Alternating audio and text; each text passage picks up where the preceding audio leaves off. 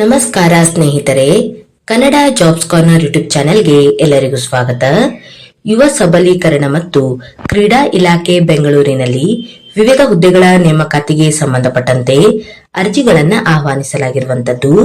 ಇನ್ನು ಯಾವ್ಯಾವ ಹುದ್ದೆಗಳಿವೆ, ಎಷ್ಟೆಷ್ಟು ಹುದ್ದೆಗಳು ಖಾಲಿ ಇರುವಂತದ್ದು, ಏಜ್ ಲಿಮಿಟ್, ಎಜುಕೇಶನಲ್ ಕ್ವಾಲಿಫಿಕೇಶನ್ ಹಾಗೂ ಸೆಲೆಕ್ಷನ್ ಪ್ರೊಸೀಜರ್ ಬಗ್ಗೆ ಈ ಒಂದು ವಿಡಿಯೋದಲ್ಲಿ ಮುಂದೆ ನೋಡ್ತಾ ಹೋಗೋಣ.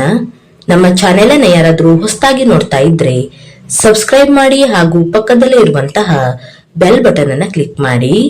ಇನ್ನು ಕರ್ನಾಟಕ ಕ್ರೀಡಾ ಪ್ರಾಧಿಕಾರದಿಂದ ಯುವ ಸಬಲೀಕರಣ ಮತ್ತು ಕ್ರೀಡಾ ಇಲಾಖೆಯಲ್ಲಿ ಫಿಟ್ನೆಸ್ ತರಬೇತುದಾರರ ಹುದ್ದೆಗಳಿಗೆ ಅರ್ಜಿಗಳನ್ನ ಆಹ್ವಾನಿಸಲಾಗಿರುವಂತದ್ದು.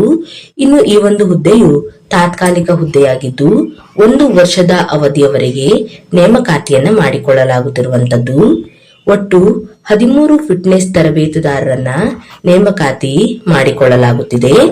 ಇನ್ನು ಅರ್ಜಿಯನ್ನ ಸಲ್ಲಿಸುವಂತಹ ವಿಧಾನದ ಬಗ್ಗೆ ನೋಡೋದಾದ್ರೆ, ಅಭ್ಯರ್ಥಿಗಳು ಅರ್ಜಿ ಮತ್ತು ಇನ್ನಿತರ ಪೂರಕ ದಾಖಲೆಗಳೊಂದಿಗೆ ದಿನಾಂಕ 5/1/2026 ಸಂಜೆ 4 ಗಂಟೆಯ ಒಳಗೆ ಮಹಾನಿರ್ದೇಶಕರು, ಕರ್ನಾಟಕ ಕ್ರೀಡಾ ಪ್ರಾಧಿಕಾರ, ರಾಜ್ಯ ಯುವ ಕೇಂದ್ರ, ನೃಪತುಂಗ ರಸ್ತೆ, ಬೆಂಗಳೂರು 560001 ಇವರಿಗೆ ಅರ್ಜಿಯನ್ನು ಸಲ್ಲಿಸಬೇಕಾಗುತ್ತಿರುವಂತದ್ದು.